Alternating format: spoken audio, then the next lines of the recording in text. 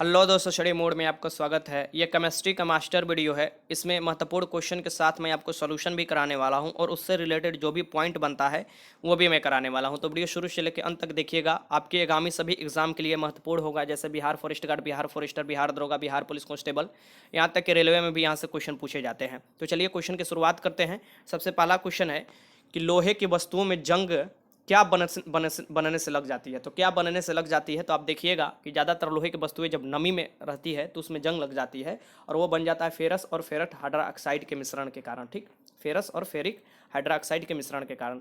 ये याद रखिएगा, पहले के आंसर क्या हो जाएगा, बी हो जाएगा। इसीलिए देखिएगा लोहे के वस्तुओं पर ज़्यादातर जस्ता का परत चढ़ा दिया जाता है।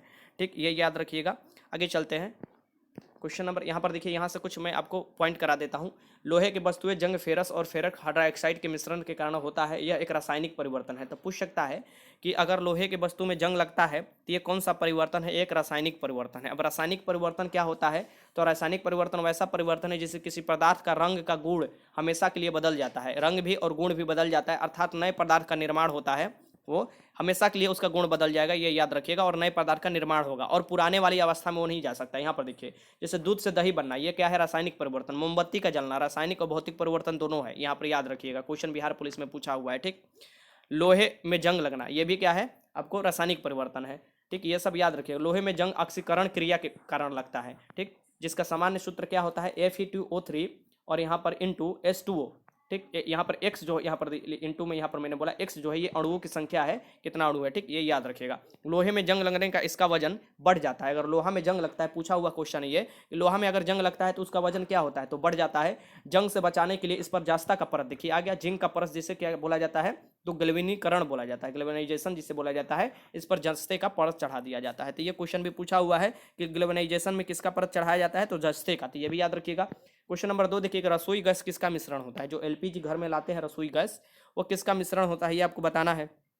आपके सामने ऑप्शन ये है। तो ये जो मिश्रण होता है, ये मिश्रण होता है ब्यूटेन और प्रोपेन का। ये याद रखिएगा, ब्यूटेन और प्रोपेन का मिश्रण होता है रसोई गैस। यहाँ पर देखिए, रसोई गैस के बारे में कुछ जानकारी मैं दे देता हूँ। रसोई गैस ब्यूटेन और प्रोपेन का मिश्रण होता है, जिसे एलपीजी, एलपीजी का फुल फॉर्म पूछा था इस बार एग्जाम में आपको, तो liquefied petroleum gas, liquefied petroleum. देखिए लिक्विड यहाँ पर लोग लगा देते नहीं, लिक्विफाइड पेट्रोलियम गैस होता है। और इसमें जो गंध देने के लिए, क्योंकि इसमें गंध आपको रिसाव होगा तो पता चलना चाहिए, तो इसमें इथाइल मर्केप्टन का उपयोग किया जाता है। इसे आपको विशेष तीखा गंध मिलता है, इससे जो गैस महकता है। मीथेन या मार्स गैस किसे कहते हैं, तो मीथेन को मार्स गैस कहते हैं, जो दलदली जगह पर पाया जाता है और अक्सर ये धान के खेतों में मिलता है। ठीक, ये याद रखिएगा। सीएनजी, सीएनजी का फुल फॉर्म क्या है, तो कंप्रेस्ड नेचुरल गैस है सीएनजी। और ये सबसे अधिक 85% मीथेन होता है, इसमें सबसे अधिक 85% मीथेन होता है। इसके अतिरिक्त इसमें इथेन, प्रोपेन, ब्यूटेन भी होता है। ठीक, प्राकृतिक गैस में सबसे अधिक जो है ये मीथेन आपको 83% पाया जाता है, नेचुरल गैस में सबसे अधिक। और बायोगैस क्या है, तो इसमें सबसे अधिक मीथेन जो है 65% के करीब पाया जाता है। ठीक, बायोगैस में। ठीक, तो बायोगैस एक प्रकार का मीथेन गैस है, ये भी याद रखिएगा। तीसरा नंबर क्वेश्चन की जल का शुद्धतम रूप है। जल का शुद्धतम रूप कौन सा है, ये आपके सामने ऑप्शन है। जल का देखिए, जल का शुद्धतम रूप जो हो जाएगा, ये हो जाएगा वर्षा का जल। अभी जो वर्षा का जल जो है ये शुद्ध वाले क्षेत्र में, जहां पर आपको पर्यावरण प्रदूषण नहीं है, जहां पर फैक्ट्री उट्री नहीं है, वहां पर शुद्धतम के रूप में होता है। ठीक, तो 3 के आंसर क्या हो जाएगा, बी। नहीं तो आगे देखिए, दिल्ली वाले क्षेत्र में देखिएगा तो वहां पर तो एस आपको SO2 के कारण, NO2 कारण ये आपको क्या होता है, वहां पर तो एसिड रेन हो जाता है। ये याद रखिएगा। आगे चलते हैं। क्वेश्चन नंबर 4 है कि ऑक्सीकरण वह प्रक्रिया है जिसमें, ऑक्सीकरण कौन सी प्रक्रिया है जिसमें, याद रखिएगा, एसिड रेन, मैंने ऊपर रेन वाला बताया, एसिड रेन जो होता है वो उसका जो होता है पीएच स्केल 7 से कम होगा। ये याद रखिएगा। अगर उदासीन होता है, इसकी शुद्ध जल होता है, तो उसका पीएच स्केल पर मान जो होता है ये 7 होता है। अगर कोई क्षारीय वस्तु है तो वो 7 से अधिक होता है उसका मान, ये याद रखिएगा पीएच स्केल पर।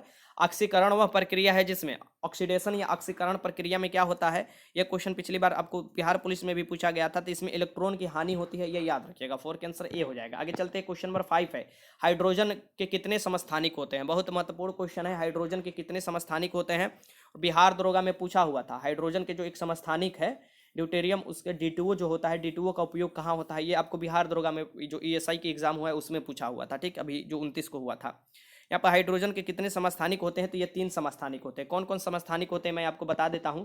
तो हाइड्रोजन के समस्थानिकों की संख्या 3 होती है। हाइड्रोजन के समस्थानिक प्रोटियम है, जिसमें न्यूट्रॉन नहीं होता है। इसमें क्या नहीं होता है, न्यूट्रॉन होता ही नहीं है प्रोटियम में। ठीक, फिर इसका ड्यूटेरियम, ड्यूटेरियम देखिए, ड्यूटेरियम भी हाइड्रोजन के समस्थानिक है। और वह देखिए यहाँ पर भारी जल का निर्माण होता है D2O, जिसका भार कितना होता है 20, पूछा हुआ था क्वेश्चन ये भी पूछा हुआ है कि D2O का भार कितना होता है, तो 20 होता है यहाँ पर D2O का, ये याद रखिएगा। और ये परमाणु रिएक्टर में मंदक के रूप में इसका उपयोग किया जाता है और न्यूट्रॉनों की जो गति है इसे कम करने के लिए, ठीक। तो ये आपको देखिएगा जो नाभिकीय विखंडन वाला में इसका उपयोग किया जाता है आपके नाभिकीय रिएक्टर में। तो ये क्वेश्चन पूछा हुआ था कहाँ, तो नाभिकीय रिएक्टर में। ये आपको ESI का जो एग्जाम हुआ है उसमें डायरेक्ट क्वेश्चन पूछा हुआ था D2O का। फिर होता है टाइट्रियम। टाइट्रियम एक आपको हाइड्रोजन का रेडियो सक्रिय आपको ये होता है, क्या है, रेडियो सक्रिय तत्व होता है जो हाइड्रोजन के समस्थानिक होते हैं, ठीक। ये याद रखिएगा। आगे चलते क्वेश्चन देख लेते हैं। श्वसन के लिए समुद्री गोताखोर किस समस्थानिक किसे कहते हैं, ये आपसे क्वेश्चन पूछेगा, क्योंकि समस्थानिक भी अब मैंने आपको बता देता हूँ यहाँ पर। जिसका आपको परमाणु संख्या तो समान होता है लेकिन परमाणु द्रव्यमान क्या होता है, भिन्न भिन्न होता है, ठीक। परमाणु संख्या द्रव्यमान लेकिन परमाणु द्रव्यमान भिन्न भिन्न। वही संभारिक अगर पूछे तो संभारिक में क्या होता है कि परमाणु द्रव्यमान तो आपको समान होता है लेकिन परमाणु संख्या भिन्न भिन्न होता है, ठीक। ये याद रखिएगा। आपके सामने 6ठा नंबर क्वेश्चन है कि श्वसन के लिए समुद्री गोताखोर किस मिश्रण का उपयोग करते हैं। तो श्वसन के लिए आप देखिएगा जो समुद्री गोताखोर होते हैं ये आपको ऑक्सीजन और हीलियम का उपयोग करते हैं। किसका, ऑक्सीजन और हीलियम का। 6 आंसर डी हो जाएगा। क्वेश्चन नंबर 7 देख लीजिए कि बिजली के बल्ब के अंदर कौन सी गैस होती है। जो बिजली के बल्ब है उसके अंदर कौन सी गैस भरी जाती है, तो बिजली का जो बल्ब का वो फिलामेंट बनता है वो टंगस्टन का बनता है। और जो आपका विद्युत हीटर होता है वो नाइक्रोम का तार लगाया जाता है, जो कि आपको लगाने पर जलता नहीं है। हीटर जो होता है, ठीक, नीचे जो हीटर होता है ना ऐसे ऐसे तार लगाया रहता है बीच में, ठीक। और जो आपका आयरन है उसमें अबरख का भी इस्तेमाल पहले किया जाता था, अभी भी किया जाता है अबरख का, ये याद रखिएगा। बिजली के बल्ब के अंदर कौन सी गैस होती है, तो ये होती है आपको कौन सी, तो ये नाइट्रोजन गैस होती है, ये याद रखिएगा। नाइट्रोजन गैस जो है जल्दी आपको अपक्रिया नहीं करती, इसलिए आपको नाइट्रोजन गैस होती है, ये याद रखिएगा। 7 का आंसर सी हो जाएगा। यहाँ पर देखिए बिजली बल्ब के अंदर नाइट्रोजन गैस होती है, बल्ब के अंदर अक्रिय गैस आर्गन भी भरी जाती है। अगर आप आर्गन भी ऑप्शन में दे तो आर्गन भी भरी जाती है। और बल्ब का फिलामेंट टंगस्टन का बना होता है, ये याद रखिएगा, टंगस्टन, ठीक। क्वेश्चन नंबर 8 है कि जंग लगे लोहे का वजन बिना जंग लगे लोहे के वजन से क्या होता है। तो मैंने ऊपर ही क्वेश्चन कराया था कि अगर लोहा में जंग लगता है तो उसका वजन क्या होता है, तो उसका वजन बढ़ जाता है। मीन्स कि अगर कोई लोहा में जंग लगा है और वही लोहा और वही लोहा ऐसे ही है, ठीक, तो जो जंग वाला लोहा होगा उसका कुछ अधिक होगा वजन, ये याद रखिएगा। 8 का आंसर ए हो जाएगा। क्वेश्चन नंबर 9 थी कि परम शून्य ताप क्या है। बहुत VBI क्वेश्चन है, परम शून्य ताप किसे कहते हैं और परम शून्य ताप क्या है, ये आपसे क्वेश्चन पूछ देता है। परम शून्य ताप क्या है, तो सैद्धांतिक रूप से न्यूनतम संभव तापमान, मीन्स की सबसे न्यूनतम तापमान को ही हम लोग क्या करते हैं, परम शून्य ताप बोलते हैं, ठीक। जो कि संभव है वो परम शून्य ताप कहलाता है। 9 का आंसर क्या हो जाएगा, बी हो जाएगा। यहाँ पर देखिए सैद्धांतिक रूप से संभव तापमान को परम शून्य ताप एब्सोल्यूट टेम्परेचर स्केल कहा जाता है। जो ताप मापने का पैमाना -273 डिग्री सेल्सियस को क्या बोला जाता है, ये आपको परम शून्य तापमान बोला जाता है, ये याद रखिएगा। -273 डिग्री क्वेश्चन पूछा हुआ है, पूछ देता है। वातावरण में सर्वाधिक मात्रा में पाई जाने वाली गैस कौन है। बहुत VBI क्वेश्चन है, आपको बताना है वातावरण में सर्वाधिक मात्रा में पाई जाने वाली गैस कौन सी है, ये आपको बताना है। तो वातावरण या वायुमंडल दे दे यहाँ पर, तो क्या लगाना है आपको, लगाना है नाइट्रोजन 78% के करीब, फिर उसके बाद ऑक्सीजन 20% के करीब, 21% के करीब ऑक्सीजन पाया जाता है, ठीक। और आपसे पूछे CO2 कितना पाया जाता है, बार बार पूछता है क्वेश्चन, तो 0.03% आपको CO2 पाया जाता है। ये सब क्वेश्चन पूछता है तो आपको छोड़ना नहीं है। और ये याद रखिएगा पूरे ब्रह्मांड में पूछे, पूरे ब्रह्मांड में कौन से ज्यादा पाया जाता है, तो हाइड्रोजन पाया जाता है, ठीक। जीवन की उत्पत्ति के समय कौन सी गैस मौजूद नहीं थी पृथ्वी पर, तो वो ऑक्सीजन नहीं था, ये याद रखिएगा। आपको स्वतंत्र अवस्था में नहीं था ऑक्सीजन। क्वेश्चन नंबर 11 देखिए कि रासायनिक रूप से शुष्क हिम ड्राई आइस क्या होते हैं। ये भी दरोगा में क्वेश्चन पूछा हुआ था ESI में कि ड्राई आइस होते हैं वो क्या होते हैं। तो देखिए ऐसे ऐसे क्वेश्चन पूछा जाता है, ठीक। और मैं ये पहले भी करा चुका हूँ क्वेश्चन ESI में भी, अब मैंने कराया था कि देखो ये सब वीडियो देख लो, यहाँ से क्वेश्चन आता है। और यहाँ पर देखिए रासायनिक रूप से जो आपको ड्राई आइस होता है ये CO2 होता है। क्या होता है, CO2 होता है, जो कि आपको ठोस कार्बन डाइऑक्साइड होता है। क्या होता है, ठोस कार्बन डाइऑक्साइड, ये ड्राई आइस से बोला जाता है। तो 11 का आंसर भी हो जाएगा। यहाँ पर कुछ पदार्थ है और उसका व्यापारिक नाम है, क्योंकि पूछ देता है तो मैं जल्दी से रिवीजन करा देता हूँ। साधारण नमक का पूछ देता है, पूछा हुआ है ये क्वेश्चन, दरोगा में पूछा हुआ है क्वेश्चन, ठीक है। तो सोडियम क्लोराइड है साधारण, NaCl होता है इसका फॉर्मूला, NaCl देखिए यहाँ पर लिखिएगा NaCl, साधारण नमक, ये याद रखिएगा। टेबल साल्ट भी इसे बोला जाता है। धोन सोडा का रासायनिक नाम क्या है या वैज्ञानिक नाम, तो इसे सोडियम कार्बोनेट बोला जाता है, धोन सोडा का। और यहाँ पर बेकिंग सोडा का क्या होता है, तो सोडियम बाइकार्बोनेट होता है बेकिंग सोडा का नाम, तो याद रखिएगा। विरंजक चूड़ का क्या नाम है, तो विरंजक चूड़ का नाम है ब्लीचिंग पाउडर, ब्लीचिंग पाउडर। नौसादर का वैज्ञानिक नाम क्या है, तो अमोनियम क्लोराइड को नौसादर बोला जाता है, ये याद रखिएगा। चूने के पानी का वैज्ञानिक नाम, बार बार क्वेश्चन पूछता है, बहुत VBI है, कैल्शियम हाइड्रोक्साइड इसका नाम है, चूने के पानी का। सोरा का वैज्ञानिक नाम क्या है, तो इसका नाम है पोटेशियम नाइट्रेट, सोरा का। लाफिंग गैस, लाफिंग गैस जो कि हंसने वाला गैस होता है, नाइट्रस ऑक्साइड होता है, नाइट्रस ऑक्साइड होता है, N2O होता है, ये याद रखिएगा। शुष्क बर्फ का वैज्ञानिक नाम क्या होता है? शुष्क बर्फ का वही ठोस कार्बन डाइऑक्साइड होता है। हीरा कशिश का वैज्ञानिक नाम क्या होता है? हीरा कशिश का कैल्शियम सल्फेट इसका वैज्ञानिक नाम होता है। प्लास्टर ऑफ पेरिस का बहुत वीवीआई क्वेश्चन है। प्लास्टर ऑफ पेरिस का क्या नाम होता है? तो कैल्शियम सल्फेट हाइड्राइट नाम होता है। कैल्शियम सल्फेट हाइड्राइट इसका नाम होता है, ये याद रखिएगा। आगे चलते हैं, क्वेश्चन देखते हैं। गैलेना, गैलेना जो होता है ये लेड सल्फाइड होता है। गैलेना क्या होता है? लेड सल्फाइड होता है। सुहागा का वैज्ञानिक नाम क्या है? बोरेक्स, बोरेक्स सुहागा बोला जाता है, बोरेक्स। चौक का क्या नाम है? चौक का रासायनिक नाम है कैल्शियम कार्बोनेट। चौक जो होता है ना उसका। बिना बुझा हुआ चूना का वैज्ञानिक नाम, ये क्वेश्चन पूछा हुआ है, इसे याद रखिएगा। कैल्शियम ऑक्साइड इसका नाम है, CaO। ये बिना बुझा हुआ चूना का नाम है, ठीक, ये याद रखिएगा। ये इसका आंसर क्या हो जाएगा यहाँ पर? Calcium oxide. लाल सिंदूर का वैज्ञानिक नाम क्या है? तो लेड परऑक्साइड है। लाल सिंदूर जो होता है इसका नाम क्या है? लेड परऑक्साइड है। सिलिका का वैज्ञानिक नाम क्या है? सिलिकॉन ऑक्साइड है, सिलिकॉन ऑक्साइड, ये याद रखिएगा।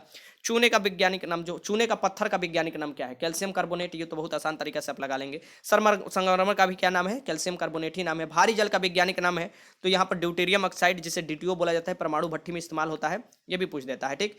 सिरका का वैज्ञानिक नाम क्या है? सिरका का जो वैज्ञानिक नाम है ये पूछता है, तो ये है एसिटिक अम्ल। एसिटिक अम्ल, एसिटिक अम्ल के तनु घोल ये सिरका होता है। मार्स गैस मीथेन, ये याद रखिएगा, CH4 जिसका फॉर्मूला होता है। अब यहाँ से क्वेश्चन देखिए, क्वेश्चन नंबर 12 है कि उत्प्रेरक वह पदार्थ है जो, उत्प्रेरक वह पदार्थ है जो रासायनिक अभिक्रिया को चाल जो है बढ़ा देता है। इसकी रासायनिक अभिक्रिया की स्पीड को क्या दे देता है? बदलता है, ठीक, ये याद रखिएगा। उत्प्रेरक होता है, ठीक, ये रासायनिक अभिक्रिया के चाल को क्या कर देता है? बदलता है, बढ़ाता भी घटा भी सकता है। 12 का आंसर सी हो जाएगा। क्वेश्चन नंबर 13 है कि कार्बन की न्यूनतम मात्रा होती है। कार्बन की न्यूनतम मात्रा किस में होती है? ये आपको बताना है। ये होती है पिटवा लोहे में। किसमें होती है? पिटवा लोहे में, ये याद रखिएगा। कार्बन की न्यूनतम मात्रा होती है, ठीक। अब आगे देखते हैं। क्वेश्चन नंबर 14 है कि कोयले के खानों में कार्बनिक तत्व के सड़ने से बनने वाली मार्स गैस। अब देखिएगा कि कोयले के खानों में कार्बनिक तत्व के सड़ने वाली मार्स गैस जो कोयले के खानों में होती है। मार्स गैस तो आप जानते ही हैं किसे बोला जाता है? मीथेन, तो यहाँ से मीथेन लगा दीजिएगा। अगर ये पूछे कि कोयले के खानों में जो कार्बनिक तत्व निकलती है आपको सड़ने के कारण, वो कौन सा है, तो वो भी मीथेन हो जाएगा। तो यहाँ पर मार्स देगा तभी आप समझ जाइएगा कि ये मीथेन है। CO2 का क्या काम होता है? कार्बन डाइऑक्साइड है, ये ग्लोबल वार्मिंग के लिए आपको उत्तरदायी है, ठीक, ये याद रखिएगा। ये प्रदूषण नहीं करता है CO2, ये ग्लोबल वार्मिंग करता है, इसकी आपको पूरे वायुमंडल का तापमान बढ़ा देता है, ठीक, ये याद रखिएगा। क्वेश्चन नंबर आगे देखते हैं। क्वेश्चन नंबर 15 है कि बैक्टीरिया में इस्तेमाल होने वाला अम्ल क्या? बैटरियो, माफ कीजिएगा, बैटरी जो होता है, जो बैटरी आप लाते हैं ना, ठीक, बैटरी में जो इस्तेमाल होता है, ये कौन सा अम्ल इस्तेमाल होता है ये आपको बताना है, ठीक। तो ये इस्तेमाल जो होता है, ये आपको कौन सा अम्ल इस्तेमाल होता है? तो इसका नाम है सल्फ्यूरिक अम्ल। क्या नाम है? बैटरी में जो इस्तेमाल होने वाला अम्ल है उसका नाम है सल्फ्यूरिक अम्ल, ठीक। तो अगर क्वेश्चन पूछता है तो आप लगा लीजिएगा, ठीक। तो ये देखिए इसका क्या हो जाएगा? सी हो जाएगा आंसर, सल्फ्यूरिक H2SO4। आप देखिए क्वेश्चन नंबर 16 है कि सिरका का प्राकृतिक अम्लीय है, क्योंकि इसमें होता है जो सिरका होता है ये अम्लीय होता है, तो इसका pH स्केल पर मान कितना होगा? 7 से कम होगा, ठीक। तो इसी ये अम्लीय इसकी प्रकृति क्यों होता है ये आपसे पूछ रहा है। यह सामने आपके ऑप्शन है। सिरके की प्रकृति अम्लीय होता है क्योंकि इसमें क्या होता है ये आपको बताना है। तो सिरका की प्रकृति अम्लीय होता है क्योंकि इसमें होता है एसिटिक अम्ल। क्या होता है? एसिटिक अम्ल, ठीक है, ये याद रखिएगा। हाइड्रोक्लोरिक अम्ल जो होता है ना HCl, ये आपको खाना पचाने में सहायक होता है या पेट के कीटाणु मारने में भी सहायक होता है, ये याद रखिएगा। क्वेश्चन नंबर 17 है कि नींबू तथा संतरे में पाए जाने वाला अम्ल कौन सा है? तो नींबू तथा संतरे में जो अम्ल पाया जाता है उसका नाम आपको बताना है। इसका नाम है सिट्रिक अम्ल। सिट्रिक अम्ल है, खट्टे फलों में पाया जाता है। 17 का आंसर सी हो जाएगा। क्वेश्चन नंबर 18 है जल आपूर्ति के लिए जल शोधन जो प्यूरिफिकेशन होता है वो प्रक्रिया से होता है। कौन से प्रक्रिया से जल शोधन होता है? जल का शोधन, प्यूरिफिकेशन। ये आपके सामने ऑप्शन है, ये होता है क्लोरीनीकरण। क्लोरीनीकरण, क्लोरीन मिलाया जाता है तो उसमें क्या होता है? जो कीटाणु जीवाणु रहते हैं छोटे छोटे वो मारे जाते हैं, ठीक, ये याद रखिएगा। 18 का आंसर ए हो जाएगा। क्वेश्चन नंबर 19 है कि कास्ट कोयला बनाने के लिए लकड़ी जलाते हैं। जो कास्ट कोयला बनाने के लिए लकड़ी जलाते हैं ये आपको बताना है कैसे जलाते हैं। अगर कास्ट कोयला बनाना है तो वायु के अनुपस्थिति में। आप देखिएगा कि पृथ्वी के भी अंदर जो बहुत साल पहले जंगल उंगल दब जाते हैं तो वो वायु की अनुपस्थिति में ही वो कोयला में रूपांतरित हो जाता है, जिसे जीवाश्म ईंधन भी बोला जाता है, क्योंकि उस पेड़ के साथ साथ पेड़ भी एक जीव है, उसमें जीव जंतु भी दब जाते हैं, ठीक। तो 19 का आंसर क्या हो जाएगा? सी हो जाएगा। क्वेश्चन नंबर 20 है कि वायु निम्न में से क्या है? वायु क्या है आखिर? बताइए, तत्व है कि क्या है, मिश्रण है कि यौगिक है? बताइए वायु क्या है? तो वायु एक मिश्रण है, क्योंकि वायु में बहुत से गैस मिले रहते हैं, ठीक। तो ये हो जाएगा सी।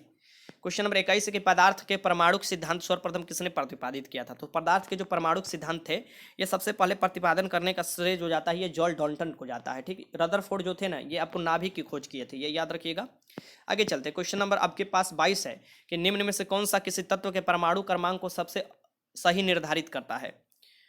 परमाणु क्रमांक को सबसे सही निर्धारित करता है ये आपको बताना है। इनमें से कौन करता है, ठीक। तो ये प्रोटॉनों की संख्या क्या करता है? सही परमाणु आपको निर्धारित करता है। इसका परमाणु संख्या प्रोटॉनों की संख्या के बराबर होती है, ठीक, ये याद रखिएगा। परमाणु के नाभिक में क्या क्या होता है? परमाणु के नाभिक जो होता है, देखिए परमाणु के आपको जो नाभिक होते हैं ये होते हैं नाभिक, ठीक। ये जो होते हैं इसके चारों तरफ, जो बाहर नाभिक के चारों तरफ इलेक्ट्रॉन निगेटिव होता है, जो कि आपका इसे घूमते रहता है, ठीक। और जो नाभिक में होते हैं वो प्रोटॉन और न्यूट्रॉन होते हैं। क्या होते हैं? प्रोटॉन और न्यूट्रॉन होते हैं। ये याद रखिएगा, क्वेश्चन पूछता है, लगा लेना होगा आपको। आगे चलते हैं। एक इलेक्ट्रॉन पर आवेश कितना होता है? तो एक इलेक्ट्रॉन आपको निगेटिव उस पर आवेश होगा, कभी भी माइनस में होगा। और जो प्रोटॉन होगा वो पॉजिटिव होता है, तो उस पर पॉजिटिव होता है, सेम आवेश होता है इलेक्ट्रॉन के बराबर ही दोनों पर। तो ये जो आवेशों की संख्या है ये आपको 1.6 इंटू 10 के पावर 19 कूलम्ब होता है। माइनस इसलिए यहाँ पर मैं लगा दिया हूँ क्योंकि इलेक्ट्रॉन क्या होता है? माइनस में होता है। और यहाँ पर जो आवेशों की संख्या है ये आप 1.6 इंटू 10 के पावर -19 कूलम्ब होता है, ठीक। अगर यहीं अगर आपके प्रोटॉन पूछे तो ये प्लस यहाँ पर कर दीजिएगा, ठीक। आगे चलते हैं। क्वेश्चन नंबर 25 है कि इलेक्ट्रॉन की खोज किसने की थी? आपको आ गया क्वेश्चन। तो इलेक्ट्रॉन की खोज किसने की थी आपको बताना है। तो इलेक्ट्रॉन की खोज की थी जे थॉमसन ने, ये याद रखिएगा। आगे क्वेश्चन पूछता है, ठीक। तो खोज से रिलेटेड मैं आपको क्वेश्चन करा देता हूँ। वह वैज्ञानिक जिसने परमाणु सिद्धांत दिया था जॉन डाल्टन थे। कौन सी अस्थायी कण है? अस्थायी कण है जो, ये आपको बताना है, न्यूट्रॉन है, ये याद रखिएगा। इसमें से कौन सा एक किसी तत्व के परमाणु क्रमांक को सबसे सही निर्धारित करता है? तो ये प्रोटॉनों की संख्या सबसे सही निर्धारित करता है। परमाणु के नाभिक में कौन सा कण होता है? तो प्रोटॉन और न्यूट्रॉन होते हैं, ये याद रखिएगा। परमाणु के नाभिक में प्रोटॉन और न्यूट्रॉन होते हैं और चारों तरफ इलेक्ट्रॉन चक्कर लगाता है। कौन सा जो है आवेश रहित होता है, जिस पर आवेश ही नहीं होता है, वो न्यूट्रॉन होता है। इलेक्ट्रॉन पर आपको ऋण आवेश होता है और प्रोटॉन पर जो होता है ये धन आवेश। न्यूट्रॉन पर कोई आवेश नहीं होता है। परमाणु में कौन सा मूल कण के समान संख्या में होते हैं? परमाणु में कौन मूल कण समान संख्या में होते हैं, ये आपको बताना है। तो इलेक्ट्रॉन और प्रोटॉन होते हैं, ये याद रखिएगा, समान संख्या में। सबसे पहले इलेक्ट्रॉन के आवेश का निर्धारण किसने किया था? तो सबसे पहले इलेक्ट्रॉन के आवेश का निर्धारण मिल्टन ने किया था। रदरफोर्ड के प्रकीर्णन ने किसकी मौजूदगी को सिद्ध किया था? तो रदरफोर्ड ने जो प्रकीर्णन कराया था अल्फा आपको जो कण को बैछार कराकर, तो ये परमाणु केंद्रक का पता चला था। परमाणु में केंद्रक होता है, ये पता चला था। विद्युत परमाणु विद्युता होता है आपको, ये उदासीन के रूप में होता है, ये याद रखिएगा। इलेक्ट्रॉन की खोज की थी, इलेक्ट्रॉन की खोज यहाँ पर देखिए, ये जे थॉमसन ने की थी, मैंने आपको ऊपर कराया, ठीक। प्रोटॉन की खोज की थी, ये गोल्डस्टीन ने की थी, ये याद रखिएगा। चैडविक ने न्यूट्रॉन की खोज की थी, तो ये याद रखिएगा। इलेक्ट्रॉन, प्रोटॉन, न्यूट्रॉन और आपको नाभिक, ये चारों पूछता है, तो ये याद रखिएगा। यहाँ से एक क्वेश्चन जरूर पूछा है। ये कौन से वैज्ञानिक ने किसी मूल कण की खोज से जुड़े हैं? कौन से मूल कण की खोज से जुड़े हैं? तो सत्येंद्र नाथ बोस जो थे, ये बोसान जो खोजे गए था कण, उससे जुड़े हुए हैं। पोजिस्ट्रॉन की खोजकर्ता कौन है? ये एडरसन है। बहुत बीबीआई क्वेश्चन, पोजिस्ट्रॉन की खोजकर्ता। परमाणु नाभिक किसके द्वारा खोजा गया था? ये रदरफोर्ड द्वारा, ये याद रखिएगा। किसी परमाणु के नाभिक में न्यूट्रॉन नहीं होता है, न्यूट्रॉन होता ही नहीं है। कौन से? तो ये आपको हाइड्रोजन के नाभिक में न्यूट्रॉन होता ही नहीं है, ये याद रखिएगा। इलेक्ट्रॉन की तरंग की प्रकृति की खोज किसने की थी? कि इलेक्ट्रॉन की तरंग की प्रकृति की खोज जो किसने किया था? ये डी ब्रोगली ने किया था, डी ब्रोगली। तत्व के सबसे छोटे भाग को क्या कहते हैं? तत्व के सबसे छोटे भाग को क्या कहते हैं, ये आपको बताना है, ठीक। तत्व के सबसे छोटे भाग को क्या कहते हैं? परमाणु कहते हैं, ठीक। ये याद रखिएगा, जिसका विखंडन नहीं होता यहाँ पर।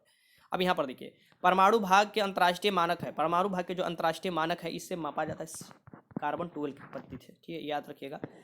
पोजिस्ट्रॉन किसका प्रतिकरण है? जो पोजिस्ट्रॉन प्रतिकरण है ये है आपको इलेक्ट्रॉन का, ये याद रखिएगा। किसी तत्व के रासायनिक गुणधर्म तय करता है, तो किसी जो तत्व है उसके रासायनिक जो गुणधर्म तय करता है इलेक्ट्रॉनों की संख्या। किसी परमाणु के बाह्यतम कक्षा में कितने इलेक्ट्रॉन रह सकते हैं? तो ये 8 इलेक्ट्रॉन रख सकते हैं किसी परमाणु के बाह्यतम कक्षा में। रेडियो धर्म, यहाँ पर देखिए, ये क्वेश्चन भी पूछा हुआ था इस बार ESI में, क्वेश्चन ये पूछा हुआ था। तो देखिए, ये सब क्वेश्चन में बहुत पहले आपको करा चुका हूँ।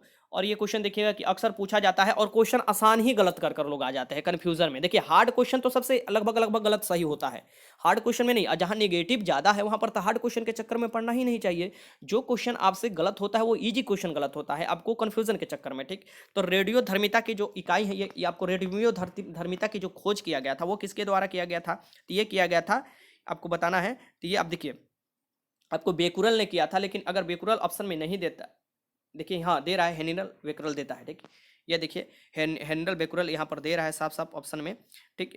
रेडियो धर्मिता की यूनिट जो है ना, ये इसकी खोज किसने किया था अगर पूछता है, तो वो रेडियो धर्मिता की जो आपको यहाँ पर है, यहाँ पर रेडियो धर्मिता की यहाँ पर देख सकते हैं, रेडियो धर्मिता की यूनिट जो पूछा हुआ है क्वेश्चन नीचे है, ये देखिए, ये क्यूरी या मैडम क्यूरी के आपको सम्मान में क्यूरी इसका नाम पड़ा था, ये याद रखिएगा। तो यह 27 का आंसर क्या हो जाएगा? डी हो जाएगा, ठीक। क्वेश्चन नंबर 28 देखिए कि रेडियो धर्मी तत्व का उत्सर्जन करते हैं। अब रेडियम की खोज भी किसने किया था? तो मैडम क्यूरी ने ही किया था, ये भी याद रखिएगा। और वो उनको विज्ञान के क्षेत्र में पहली महिला थी जिनको आपको नोबेल पुरस्कार भी मिला था। रेडियो धर्मी तत्व किसका उत्सर्जन करते हैं? जो रेडियो एक्टिव तत्व होते हैं वो किसका उत्सर्जन करते हैं? ये क्वेश्चन पूछ सकता है आपसे। तो वो उत्सर्जन करते हैं अल्फा बीटा और गामा विकिरण का, ठीक। अल्फा बीटा और गामा विकिरण का, ये हो जाएगा बी। पराबैंगनी किरण जो होता है ना, ये सूरज के प्रकाश से आता है, जो कि O3 ओजोन है, इसे छान लेता है। सूरज के हानिकारक किरण होते हैं पराबैंगनी किरण, अगर शरीर पर डायरेक्ट पड़ता है तो आपको कैंसर जैसे चर्म रोग भी हो सकते हैं और बहुत से हानि हो सकता है। जेनेटिक्स प्रॉब्लम भी पौधे में आ जाते हैं, मनुष्य में आपको डायरेक्ट पड़ता है उसका। तो ये 29 देखिए कि नाभिक से निकलने वाले विकिरण में किसकी वेधन क्षमता सर्वाधिक होती है। तो नाभिक से निकलने वाली जो विकिरण होती है, इसमें सबसे ज़्यादा वेधन क्षमता जो होती है वो आपको अल्फा बीटा गामा किरण की होती है। गामा किरण की सबसे ज़्यादा होती है, ये याद रखिएगा। वेधन क्षमता बहुत वीवीआई क्वेश्चन पूछ सकता है, ठीक। अगर आपसे ये पूछे कि जो ओजोन है O3 होता है, ठीक, इस ये कौन से मंडल में पाया जाता है, तो ये समताप मंडल में पाया जाता है, ये भी याद रखिएगा। आगे चलते क्वेश्चन यहाँ से देखिए कि आ गया वहीं जो मैं कराना चाहता था, खुद यहाँ पर देख सकते हैं। अब यहाँ से मैं आपको कुछ रिवीजन करा देता हूँ, ठीक। रिवीजन के तौर पर मैं यहाँ से करा देता हूँ कि समस्त रेडियो एक्टिव पदार्थ क्षय होने के पश्चात किस अंतिम रूप से बदल जाते हैं, तो ये सीसा में बदल जाते हैं। और आप देखिएगा समस्त जो रेडियो एक्टिव पदार्थ के आपको कचरा भी बचते हैं वो ज़्यादातर सीसा में ही पैक किए जाते हैं, ठीक। और ये अंतिम रूप से सीसा में बदल जाते हैं। नाभिकीय विखंडन द्वारा श्रृंखला अभिक्रिया को नियंत्रित करने के लिए न्यूट्रॉनों का अन्वेषण हेतु किसका उपयोग किया जाता है। तो ये न्यूट्रॉनों का अन्वेषण कि वो आपको उसमें सोख जाए न्यूट्रॉन को, ठीक। तो इसका जो किया जाता है ये बोरोन छड़ का उपयोग किया जाता है, ये याद रखिएगा। रेडियो कार्बन डेटिंग से किसका निर्धारण किया जाता है, तो जीवाश्म आयु का आपको निर्धारण किया जाता है रेडियो कार्बन डेटिंग। एक बीटा कण में उत्सर्जन से परमाणु संख्या तथा परमाणु द्रव्यमान में क्या परिवर्तन होता है। एक बीटा कण में अगर उत्सर्जन होता है तो परमाणु संख्या और परमाणु द्रव्यमान में क्या परिवर्तन होता है, ये आपको बताना है। तो परमाणु क्रमांक में 1 की वृद्धि होती है और परमाणु द्रव्यमान अपरिवर्तित रहता है अगर बीटा कण निकलता है, ठीक। एक अल्फा कण अगर निकलता है तो देखिए, एक अल्फा कण का उत्सर्जन होता है तो परमाणु क्रमांक और परमाणु द्रव्यमान में क्या परिवर्तन होता है, तो परमाणु क्रमांक में 2 का परिवर्तन होता है और परमाणु द्रव्यमान में जो परिवर्तन होता है ये 4 का क्रमांक अल्फा किरण निकलता है, तो ये याद रखिएगा। रेडियो कार्बन डेटिंग किसका निर्धारण होता है, रेडियो कार्बन डेटिंग में किसका निर्धारण होता है ये आपको बताना है। तो इसमें अब जीवाश्म के आयु के परमाणु बम का आविष्कार, बहुत बीबीआई क्वेश्चन, परमाणु बम का आविष्कार किसने किया था, तो ऑटो हॉर्न ने किया था। और सबसे पहला जो परमाणु बम गिराया गया था वो आपको 6 अगस्त 1945 को नागासाकी पर गिराया गया था जो जापान में है, और फिर 9 अगस्त 1945 को हिरोशिमा पर गिराया गया था, वो भी जापान में है। और उसके बाद जापान ने आपको सरेंडर कर दिया था, द्वितीय विश्व युद्ध की समाप्ति हो गई थी, ठीक। अमेरिका द्वारा गिराया गया था। क्वेश्चन नंबर 8 देखिए कि परमाणु शक्ति संयंत्र किस सिद्धांत पर काम करता है। जो परमाणु शक्ति संयंत्र है ये किस सिद्धांत पर काम करता है ये आपको बताना है। तो ये विखंडन, जो नाभिकीय विखंडन होता है ना, उसमें ये आपको यूरेनियम के नाभिक को विखंडन किया जाता है और उसी के सिद्धांत पर काम करता है। ये याद रखिएगा, सूरज के जो प्रकाश, ये तारा के प्रकाश के जो स्रोत होता है वो नाभिकीय संलयन के सिद्धांत पर कार्य करता है, क्योंकि हाइड्रोजन के नाभिक मिलकर हीलियम के नाभिक बनाते हैं जो कि उसका ऊर्जा विमुक्त करते हैं, ठीक। तो ये भी याद रखिएगा। कौन से सौर ऊर्जा का स्रोत है, क्वेश्चन आ गया आपको, देखिए नाभिकीय संलयन है। कौन से नाभिकीय संयंत्र में मंदक का काम करता है, तो भारी जल जिसे D2O बोला जाता है, परमाणु रिएक्टर में मंदक के रूप में काम किया जाता है इसका भी। रक्त कैंसर बीमारी, देखिए रक्त कैंसर बीमारी को रोकथाम के लिए की जाने वाली रेडियो समस्थानिक कौन है, तो कोबाल्ट 60 है। और कौन से विटामिन में कोबाल्ट पाया जाता है, तो साइनोकोबालिन कौन से विटामिन का नाम है, तो ये विटामिन B12 का नाम है, ये भी याद रखिएगा। हाइड्रोजन बम किस सिद्धांत पर काम करता है, तो ये नाभिकीय विखंडन, जो कि अनियंत्रित, यहाँ हाइड्रोजन बम दे रहा है, माफ कीजिएगा, ये परमाणु बम नहीं दे रहा है। ये हाइड्रोजन बम जो है ये अनियंत्रित संलयन अभिक्रिया के सिद्धांत पर काम करता है, ये याद रखिएगा, संलयन अध्ययन पर। क्योंकि हाइड्रोजन बम भी बोलते हैं कि उत्तर कोरिया बोल रहा है कि हम बना लिए, अमेरिका तो बोलता ही हम बना लिए, चाइना भी बोलता है हम बना लिए हैं, अब भारत भी लगभग बना ही लिया होगा। तो हाइड्रोजन बम जो है ये बहुत विनाशकारी बम है, परमाणु बम से बहुत गुना ज़्यादा ये विनाशकारी बम है, ठीक। क्वेश्चन नंबर 30 देखिए कि 2 परमाणु के समस्थानिक को कहा जाता है। ये भी क्वेश्चन दरोगा में 2017 का जब प्रीलिम्स एग्जाम हुआ था उसमें पूछा हुआ था, या मेंस में भी ये क्वेश्चन रिपीटेड किया था कि समस्थानिक किसे कहते हैं। मैंने ऊपर ही बताया था आपको समस्थानिक के बारे में, ये देख लीजिए, चारों ऑप्शन पढ़ लीजिए। तो समस्थानिक कौन होता है, तो समस्थानिक जिसका परमाणु संख्या तो समान होता है लेकिन परमाणु द्रव्यमान क्या होता है, भिन्न होता है, समस्थानिक होते हैं, ठीक। और यही अगर संभारिक दे दे तो जिसका परमाणु द्रव्यमान समान होता है लेकिन परमाणु संख्या डिफरेंट होता है, ये याद रखिएगा, बी हो जाएगा इसका आंसर। क्वेश्चन नंबर देखिए 31 देखिए कि इसमें को क्या कहते हैं, उसे क्या कहेंगे। देखिए ऑक्सीजन का परमाणु संख्या क्या है, यहाँ पर 8 है। ये ऑक्सीजन के परमाणु संख्या, नीचे जो दिया है परमाणु संख्या होता है, ऊपर जो होता है परमाणु द्रव्यमान। तो ऑक्सीजन का परमाणु संख्या सेम है लेकिन द्रव्यमान क्या हो रहा है, डिफरेंट हो रहा है। तो ये क्या हो जाएगा, ये समस्थानिक हो जाएगा, क्या हो जाएगा, समस्थानिक हो जाएगा, ठीक। ये याद रखिएगा। आगे चलते हैं। स्वार्थिक संख्या में समस्थानिक किसके पाए जाते हैं, जो स्वार्थिक संख्या में समस्थानिक पाए जाते हैं, सबसे ज्यादा समस्थानिक ये किसके पाए जाते हैं, तो ये पोलोनियम के पाए जाते हैं, पोलोनियम, ये याद रखिएगा। और समस्थानिक का आपको रेडियो एक्टिव भी ज्यादा होते हैं। अब यहाँ पर देखिए ये जो है ये क्या है, ये समस्थानिक है, संभारिक है, ये आपको बताना है, ठीक। बताइए ये क्या है। तो इसमें देखिए कि आपको परमाणु संख्या डिफरेंट कर रहा है, लेकिन परमाणु ऊपर जो द्रव्यमान है ये परमाणु द्रव्यमान है, ये देखिए 40-40 तीनों में है, लेकिन यह कि परमाणु जो आपको संख्या है ये आपको डिफरेंट कर रहा है। तो मीन्स ये क्या हो जाएगा, ये हो जाएगा आपका संभारिक, क्या हो जाएगा, संभारिक, क्योंकि समान संख्या है, भार समान है लेकिन परमाणु संख्या क्या है, डिफरेंट है, ठीक। तो ये याद रखिएगा। आगे चलते हैं, आगे क्वेश्चन चलते हैं। क्वेश्चन 34 है कि घनायन तब बनता है, घनायन कब बनता है, किसी पर घन आयन पॉजिटिव कब आता है ये आपको बताना है। तो घनायन तब बनता है जब आपको परमाणु इलेक्ट्रॉन को खोता है तो उस पर क्या आ जाता है, घनायन प्लस आ जाता है, और अगर ग्रहण करता है तो उस पर क्या होता है, ऋणायन आ जाता है, इसकी निगेटिव चार्ज आ जाता है। तो 34 का आंसर क्या हो जाएगा, बी हो जाएगा। ऋणायन कब बनता है, अब आपके सामने ये भी क्वेश्चन है कि ऋणायन कब बनता है, नेगेटिव कब बनता है। तो नेगेटिव कब बनता है, जब इलेक्ट्रॉन ग्रहण करता है कोई परमाणु तो उस पर नेगेटिव चार्ज आ जाता है, ठीक ये। और जो आपको देता है मीन्स की जो त्यागता है इलेक्ट्रॉन पर उस पर पॉजिटिव, और जो ग्रहण करता है उस पर नेगेटिव आ जाता है, ठीक। तो 35 का आंसर क्या हो जाएगा यहाँ पर, ए हो जाएगा। क्वेश्चन नंबर 36 देखिए कि विद्युत संयोजन बंध बनता है, जो विद्युत संयोजक बंधन है, ये बंध जो बनता है ये कैसे बनता है ये आपको बताना है।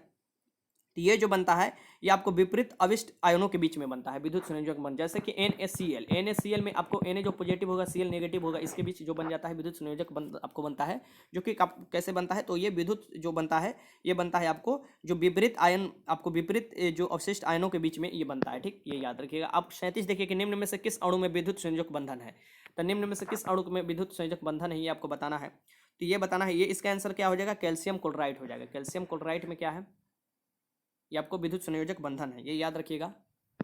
आगे चलते हैं क्वेश्चन नंबर, जल के अधिक क्वथनांक का कारण क्या है। जल में जो जल का अधिक क्वथनांक होता है इसका कारण क्या है, बहुत महत्वपूर्ण क्वेश्चन, बीबीआई क्वेश्चन है। तो जल के अधिक होने का कारण जो क्वथनांक है इसका है कि इसके जो जल के अणु होते हैं उसमें क्या बनता है, हाइड्रोजन बंध बनता है। क्या है बनता है, हाइड्रोजन बंध बनता है, ठीक, हाइड्रोजन बंड बनता है, ये याद रखिएगा, हाइड्रोजन बॉन्ड, ठीक। 38 का आंसर डी हो जाएगा।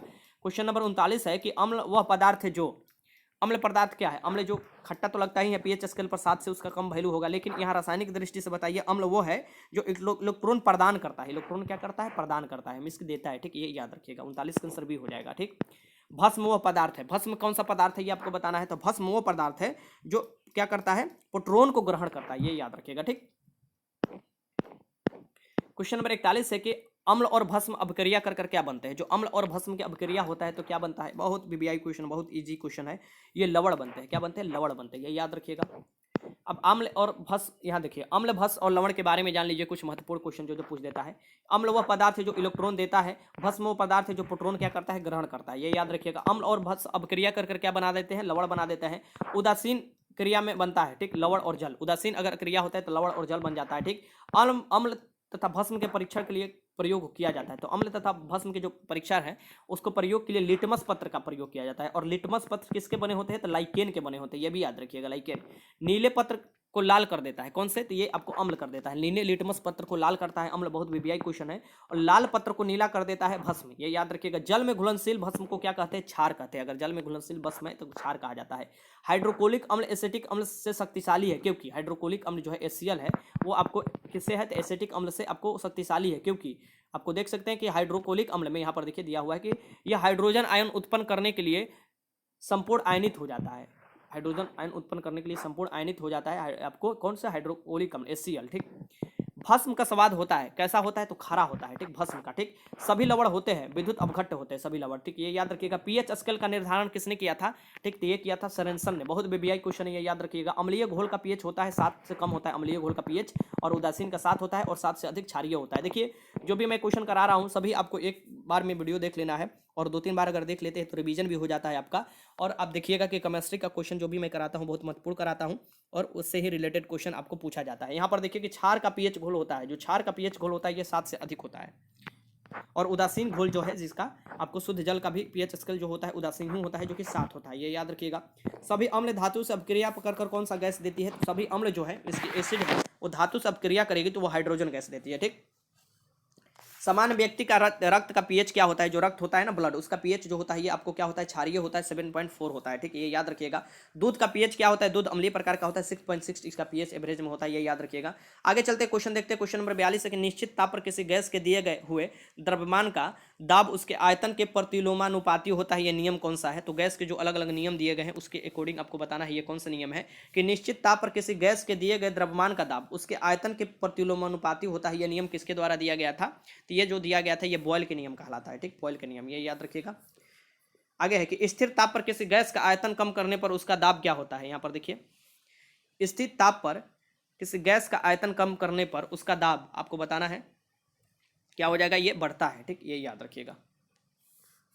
आगे चलते क्वेश्चन नंबर आपको 44 देखिए कि स्थिर दाब पर गैस के आयतन परम ताप के समानुपाती होता है। ये कौन सा नियम है कि स्थिर दाब रहेगा तो गैस का आयतन जो होगा ये परम ताप के समानुपाती होता है, ये याद रखिएगा। ये जो होता है ये होता है आपको चार्ल्स के नियम। ये कौन सा चार्ल्स के नियम कहलाता है, ठीक, चार्ल्स के गैसीय नियम। समान दाब और ताप पर गैसों का समान आयतनों में अणुओं की संख्या समान होती है। ये कौन सी है, तो समान दाब और ताप पर, यहाँ पर देखिए समान दाब और ताप रहेगा, इसकी आपको समान दाब ताप रहेगा। इसमें गैसों के जो समान आयतन के अणुओं की संख्या क्या होती है, समान होती है, ठीक। तो गैसों के समान आयतनों में अणुओं की संख्या जो होती है ये समान होती है। ये कौन से नियम प्रतिपादन किए थे, किसके द्वारा, तो ये किया गया था, आपको देखिए इसका ऑप्शन नीचे भी देख लीजिए एक है, तो ये कहलाता है अवगाद्रो की अभिकलना या अवगाद्रो के नियम, ठीक। ये डी हो जाएगा इसका, ठीक। आगे चलते हैं क्वेश्चन नंबर 46 है कि गैसों के विसरण का नियम किसने प्रतिपादित किया था। बहुत वीवीआई क्वेश्चन है। तो गैसों के विसरण का नियम जो प्रतिपादन किया गया था किसके द्वारा किया गया था, तो ये ग्राहम द्वारा किया गया था, ये याद रखिएगा। आगे क्वेश्चन 47 है कि किसी कमरे के एक कोने में इत्र की खुली शीशी रख देने से उसकी खुशबू कमरे के सभी भागों में फैल जाती है। क्या कारण है कि मान लीजिए कि कमरे के में आप इत्र रख देते हैं ना किसी एक कोने में, तो पूरे कमरे में फैल जाती है। ये किसके कारण होता है, ये जो होता है ये विसरण के कारण होता है, ठीक। विसरण ऊर्ध्वपातन किसे कहते हैं, तो कोई ठोस पदार्थ है जैसे कपूर हुआ, नेफ्थलीन हुआ, ये क्या होते हैं सीधे गैस में बदल जाते हैं, उसे क्या बोलते हैं, ऊर्ध्वपातन कहते हैं, ठीक। ये याद रखिएगा। गैसे के समीकरण, गैस के नियम के जो समीकरण है ये फॉर्मूला जरूर याद रखिएगा, डायरेक्ट दे देता है। ये पी बराबर क्या होता है, एन आर टी, यहाँ पर छोटा वाला एन होगा, माफ कीजिएगा, यहाँ पर देखिए पी भी बराबर क्या होता है, एन आर टी। ये गैस के आपको जो समीकरण होता है गैसीय समीकरण इसको समुचित करता है। अब यहाँ पर दे रहा है कि ये किसको समुचित करता है, सूचित जो करता है ये करता है 1 मोल गैस को, ठीक। ये याद रखिएगा। क्वेश्चन नंबर 49 देखिए कि वह पदार्थ जो जलकर उष्मा प्रदान करता है कहलाता है। तो वह पदार्थ जो जलकर उष्मा प्रदान करता है वो क्या कहलाता है, ये आपको बताना है। वो कहलाता है ईंधन। ईंधन क्या करता है, जलकर उष्मा ही ना प्रदान करता है, ठीक। क्वेश्चन नंबर 50 देखिए कि निम्नलिखित में कौन सा मिश्रण कोल गैस कहलाता है। इसमें से कौन सा मिश्रण है जो कि कोल गैस कहलाता है, ये आपको बताना है, ठीक। निम्नलिखित में कौन सा मिश्रण कोल गैस कहलाता है, तो ये आपको H2 SO4 और CO, ये आपको क्या कहलाते हैं, कोल गैस कहलाते हैं, ठीक। ये याद रखिएगा। भविष्य का ईंधन किसे बोला जाता है, ये क्वेश्चन पूछता है। तो भविष्य का ईंधन हाइड्रोजन को बोला जाता है, ये भी याद रखिएगा। आगे चलते क्वेश्चन कि सुरक्षा की दृष्टि से खाने पकाने वाले एलपीजी गैस सिलेंडर में क्या भरकर गैस को गंधयुक्त बनाया जाता है, कि अगर कुछ रिसाव होता है तो पता चल जाए, तो ये इथाइल मरकुप्टन का उपयोग किया जाता है, ठीक। ये याद रखिएगा। 51 का आंसर सी। क्वेश्चन नंबर 52 है कि गोबर गैस में मुख्यतः होता है, गोबर गैस में मुख्यतः क्या होता है, तो ये मीथेन होता है। मैंने ऊपर ही बताया था आपको, सड़े वाले जगह पर भी मीथेन ही निकलता है। अब देखिए क्वेश्चन नंबर 53 है कि एलपीजी का पूरा नाम क्या है। मैंने ऊपर आपको बताया था एलपीजी का पूरा नाम, अब बताइए क्या होता है एलपीजी का पूरा नाम, क्योंकि ये भी क्वेश्चन पूछता है। ये देखिए ऑप्शन, तो liquefied petroleum gas, liquefied petroleum gas, ठीक। ये याद रखिएगा, लिक्विड नहीं, लिक्विड पेट्रोलियम गैस नहीं, लिक्विफाइड पेट्रोलियम गैस। अब देखिए क्वेश्चन नंबर 54 है कि निम्न में से किस ईंधन का मान सबसे अधिक होता है। इसमें से बताना है कि किस ईंधन का मान है, ठीक, वो सबसे अधिक होता है। तो ये तो आसानी से आप लगा सकते हैं कि हाइड्रोजन ईंधन का मान सबसे अधिक होता है, ठीक। क्वेश्चन नंबर 55 देखिए कि निम्न में से कौन सा ईंधन सबसे कम पर्यावरण प्रदूषण उत्पन्न करता है। ये भी आप लगा सकते हैं कि निम्न में से कौन सा ईंधन जो है ये सबसे कम पर्यावरण प्रदूषण आपको करता है, तो यही हाइड्रोजन ही हो जाएगा, ठीक। कोयला का सबसे जो आपको अच्छा प्रकार होता है ये होता है एंथ्रासाइट, ये याद रखिएगा। आगे चलते हैं क्वेश्चन नंबर 56 है कि रॉकेट में किस प्रकार के ईंधन प्रयुक्त होता है। जो रॉकेट होता है ना, रॉकेट, इसमें किस प्रकार के ईंधन प्रयुक्त किया जाता है, तो ये प्रयुक्त किया जाता है प्रणोदक, प्रणोदक के रूप में, प्रणोदक, इसका याद रखिएगा, ठीक। आगे चलते क्वेश्चन नंबर 57 देखिए कि किस प्रकार के कोयले में सबसे अधिक कार्बन की मात्रा होती है। तो किस प्रकार के कोयले में सबसे अधिक, मैंने बताया था ना कोयला का सबसे अच्छा रूप कौन है, तो एंथ्रासाइट है, ये याद रखिएगा। इसमें अधिक आपको कार्बन की मात्रा होती है। भूरा कोयला किस नाम से जाना जाता है, तो भूरा कोयला किस नाम से जाना जाता है ये आपको बताना है। तो भूरा कोयला जो जाना जाता है ये लिग्नाइट के नाम से जाना जाता है, ये याद रखिएगा। आगे चलते क्वेश्चन नंबर 59 है कि एक अच्छे ईंधन के लिए आवश्यक है, कोई अच्छा ईंधन है उसके लिए क्या आवश्यक होता है, ये आपको बताना है। तो एक अच्छे ईंधन के लिए आवश्यक है, ये इसमें से सभी हो जाएगा। सबसे पहले इसमें से सभी हो जाएगा। क्या क्या इसमें दिया हुआ है, यहाँ पर देखिए, उसका उष्मीय ताप अधिक होना चाहिए जलने के बाद, ठीक। उसमें आसानी से दहनशील होना चाहिए, इसकी आसानी से आग लग जाना चाहिए। उसका ज्वलन ताप उपयुक्त होना चाहिए, ठीक, ये याद रखिएगा। तो ये उनमें से डी हो जाएगा। क्वेश्चन नंबर 60 है कि निम्नलिखित में कौन सी एक दहन पोषक है, दहन पोषक के दहन में जलाने में काम आती है। तो दहन पोषक के रूप में कौन है, तो ऑक्सीजन के बिना कैसे आग लगेगा, तो ऑक्सीजन दहन पोषक है, ठीक। क्वेश्चन नंबर 61 देखिए कि अग्निशमन में कौन सी गैस प्रयुक्त होती है। जो अग्निशमन है ना, जो कि आपको आग लगता है तो बुताया जाता है, तो अग्निशमन में कौन सी गैस का प्रयोग किया जाता है ये बताइए। तो ऑक्सीजन तो आग लगाने के लिए उत्तरदायी है, वैसे ही आग बुझाने के लिए CO2 उत्तरदायी है, CO2, ठीक। क्वेश्चन नंबर यहाँ पर देखिए 62 कि जलते पेट्रोलियम को पानी से नहीं बुझा पाता, क्योंकि मान लीजिए कि कोई पेट्रोलियम वाला आग लगा है ना, तो उसमें पानी नहीं छिड़कना चाहिए, उसमें बालू का उपयोग करना चाहिए, ठीक। क्योंकि आप जानते हैं कि जलते हुए आपको पेट्रोलियम क्या होते हैं, ये आपको नहीं बुझा सकते। क्यों नहीं बुझा सकते? तो ये इसका जो होता है ना सापेक्ष घनत्व जो होता है पेट्रोलियम का, पानी से यहाँ पर तैरते रहता है तो कम होता है सापेक्ष घनत्व पेट्रोलियम का आपको। तो ये आपको क्या है, देखिए यहाँ पर, क्योंकि अपने सापेक्ष कम घनत्व के कारण पेट्रोल पानी में तैरते रहता है, ठीक। तो ये तैरते रहता है तो ऊपर ही आग लगते रहेगा, ठीक। तो ये आपको बालू से बुझाना चाहिए। तो 62 के आंसर सी हो जाएगा। तत्वों का वर्गीकरण से संबंधित त्रिक नियम किसने दिया था? तो तत्वों के वर्गीकरण से संबंधित जो त्रिक नियम दिए थे, ये किसके द्वारा दिए गए थे, ये आपको बताना है। ये दिए गए थे डाबेरेनर द्वारा, डाबेरेनर द्वारा। क्वेश्चन नंबर 64 है कि तत्वों के वर्गीकरण से संबंधित अष्टक नियम किसने प्रतिपादित किए थे? बीबीआई क्वेश्चन है। तत्वों से संबंधित अष्टक नियम किसने? तो न्यूलैंडर्स ने ये आपको प्रतिपादित किए थे। देखिए केमिस्ट्री का अगर आप बुक चाहते हैं तो मैंने एक केमिस्ट्री का बुक मंगाया है, बहुत जल्दी मैं आपको बताऊंगा कि वो बुक आपको लेना होगा। अगर वो केमिस्ट्री का बुक बहुत कम दाम में है, 50 रुपया में आपको मिल जाएगा। अगर वो बुक लेते हैं तो समझिए कि आगामी सभी एग्जाम के लिए केमिस्ट्री आपका एक भी नहीं फंसने वाला है। बिहार रेलवे का एग्जाम हो रहा है, बहुत लोग रेलवे का भी फॉर्म भरे होंगे, ग्रुप डी का। केमिस्ट्री का एकदम धुआं धुआं उखाड़ कर रख दीजिएगा, ठीक। तो जल्द ही वो बुक मेरे पास आने वाला है और मैं आपको बताऊंगा। अगर आपको अच्छा लगे तभी लीजिएगा, लेकिन मैं आपको बताऊंगा और उसे ट्रिकली आप पढ़ सकते हैं, ठीक। बहुत अच्छा राइटर द्वारा भी लिखा गया है। अभी मैं नहीं बता रहा हूँ क्योंकि अभी बुक मेरे पास वो आया नहीं है, तो पहले मैं ये देखूंगा और फिर आपको बताऊंगा, ठीक। ये आप न्यूलैंडर्स हो जाएगा। यहाँ 75 देखिए कि तत्वों में भौतिक और रासायनिक गुण उनके परमाणु भारों के अवर्त के फलन होते हैं। ये किसने बताया था कि परमाणु भार के ये जो फलन होते हैं उसके रासायनिक और भौतिक गुण, ये पहले बताया गया था। तो ये जो बताया गया था ये मेंडलीफ द्वारा बताया गया था, ठीक। ये याद रखिएगा।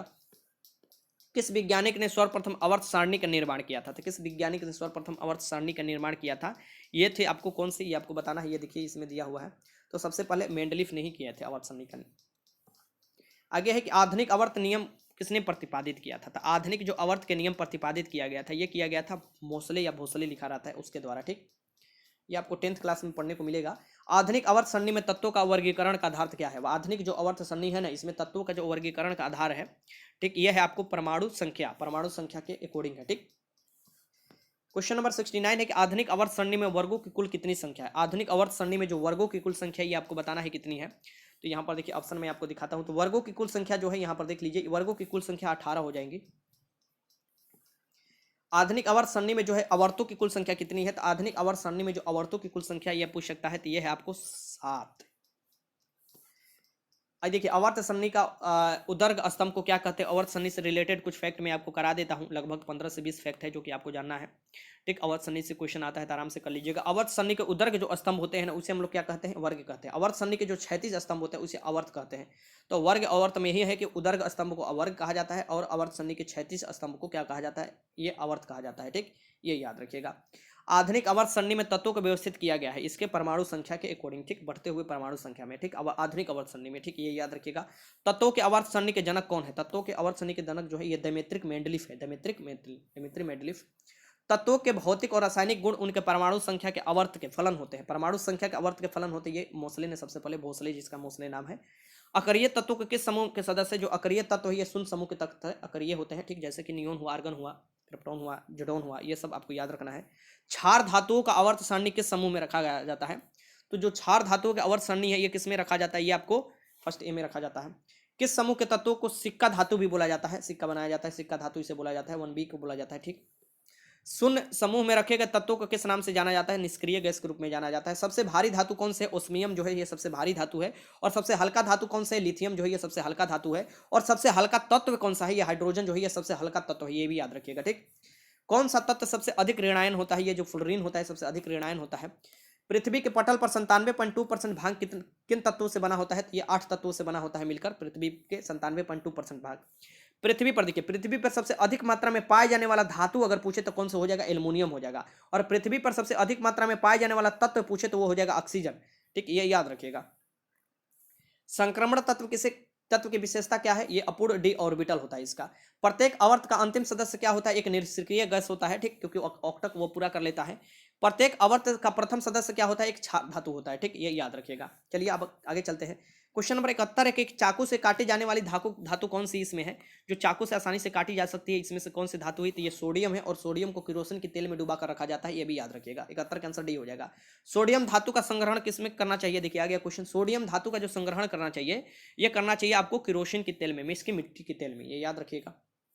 आगे चलते हैं। क्वेश्चन नंबर 73 कि धोने का सोडे का रासायनिक सूत्र क्या है। धोने का सोडे का रासायनिक सूत्र क्या है ये आपको बताना है। ठीक, आपके सामने क्वेश्चन है।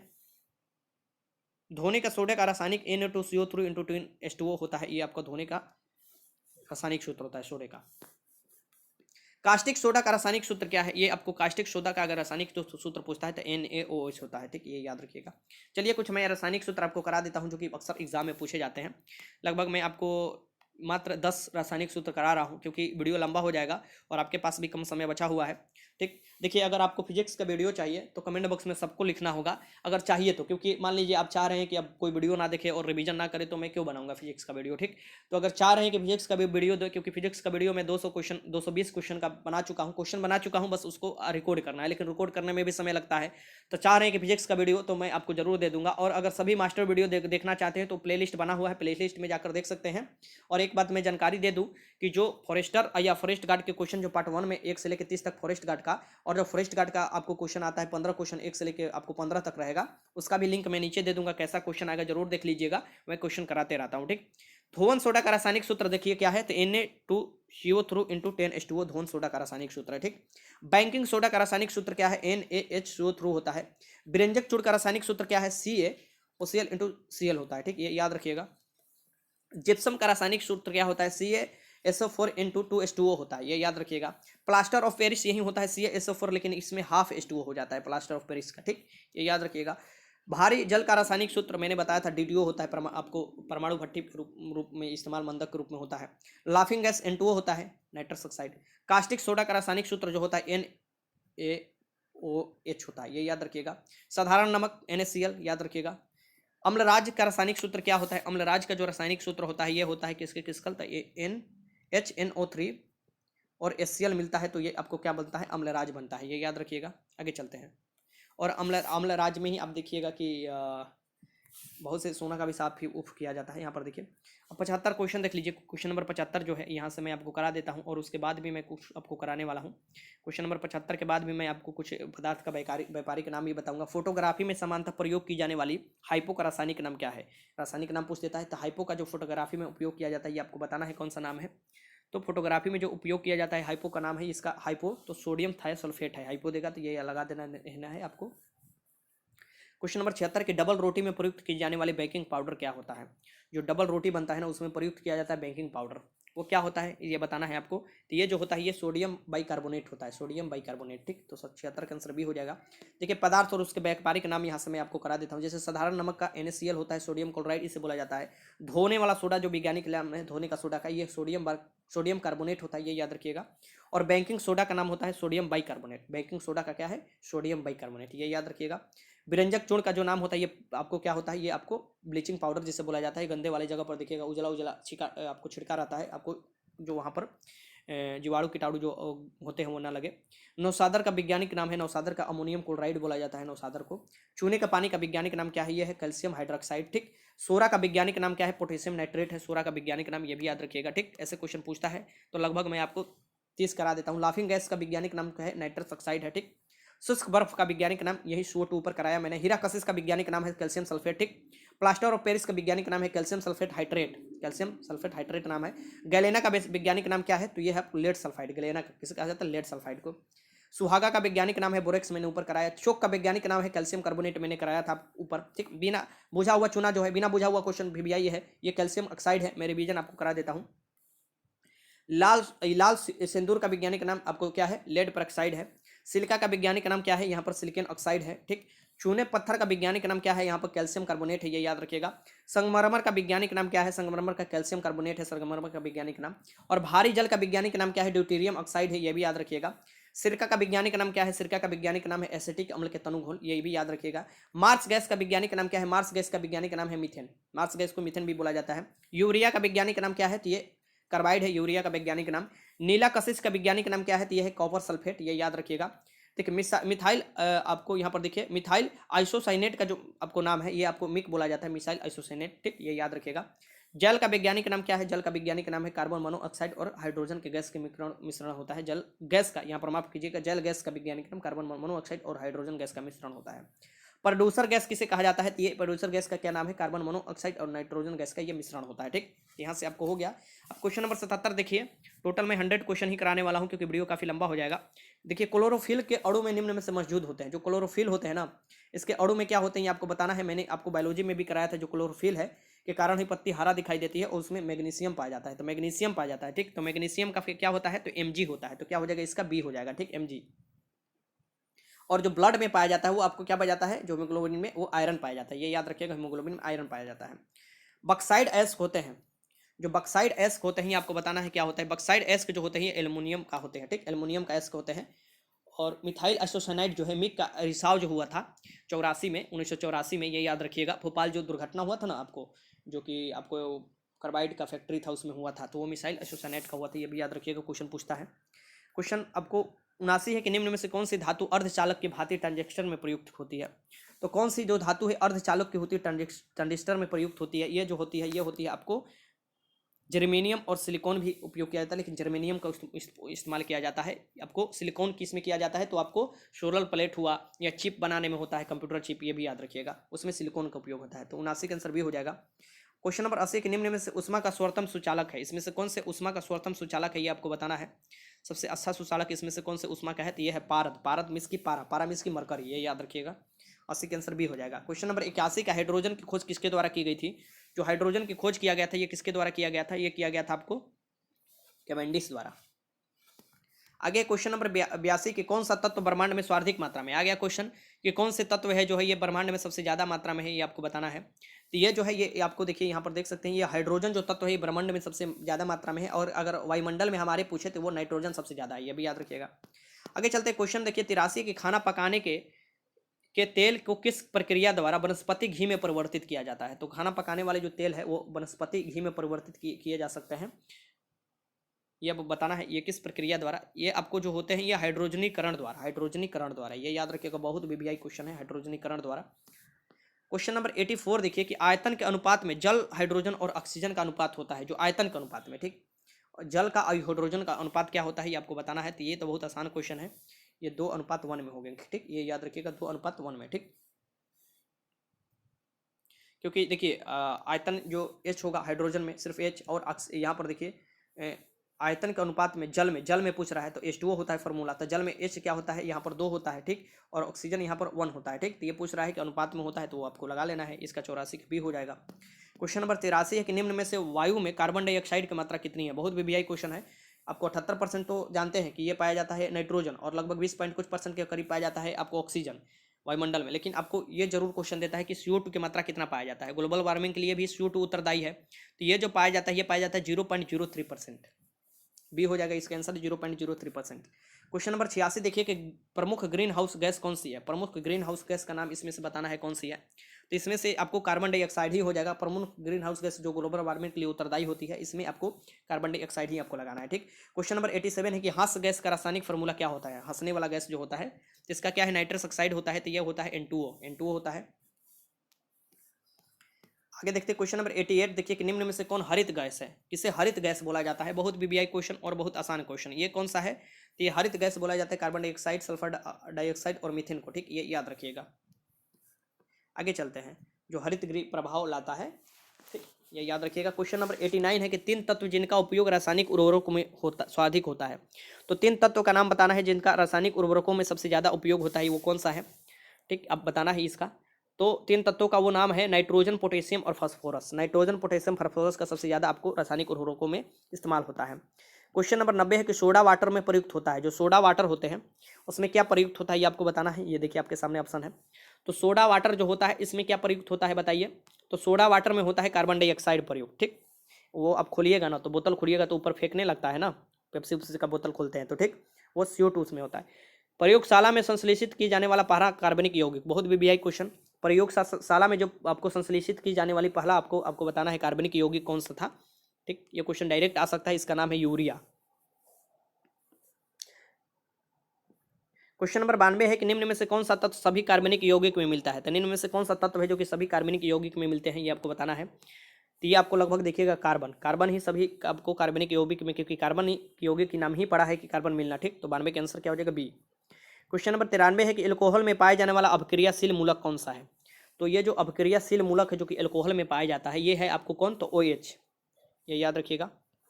क्वेश्चन नंबर 94 है कि व्यापारिक वैसलीन किससे निकाला जाता है। जो वैसलीन होता है ना, अब जाड़े के दिन में ऊँट पर लगाते हैं, फटता है ऊँट, तो वैसलीन जो निकाला जाता है ये पेट्रोलियम जो आपको निकाला जाता है उसी समय वैसलीन भी निकाला जाता है, तो पेट्रोलियम से निकाला जाता है, ये याद रखिएगा। क्वेश्चन नंबर 95 है कि खाद्य पदार्थों के परीक्षण के लिए प्रयोग में लाया जाने वाला रसायन, जो खाद्य पदार्थ है ना, खाने वाला पदार्थ, उसके परीक्षण के लिए जो रसायन का प्रयोग किया जाता है ये आपको बताना है इसमें से कौन सा है। तो खाद्य पदार्थों के जो आपको परीक्षण है उसमें लाया जाने वाला जो है वो आपको बताना है इसमें से कौन सा है। ये हो जाएगा सोडियम बेंजोनेट का, सोडियम बेंजोनेट का इस्तेमाल किया जाता है। क्वेश्चन नंबर 96 है कि भोपाल गैस त्रासदी के लिए, बहुत महत्वपूर्ण क्वेश्चन आ ही गया जो मैं कराना चाहता था, भोपाल गैस त्रासदी के लिए उत्तरदायी प्रमुख कौन सी है। ठीक, ये आपको गैस का नाम पूछ सकता है, तो इसका नाम है मिथाइल आइसोसाइनाइड, MIC इसे आपको लिखा जाता है शॉर्ट फॉर्म में।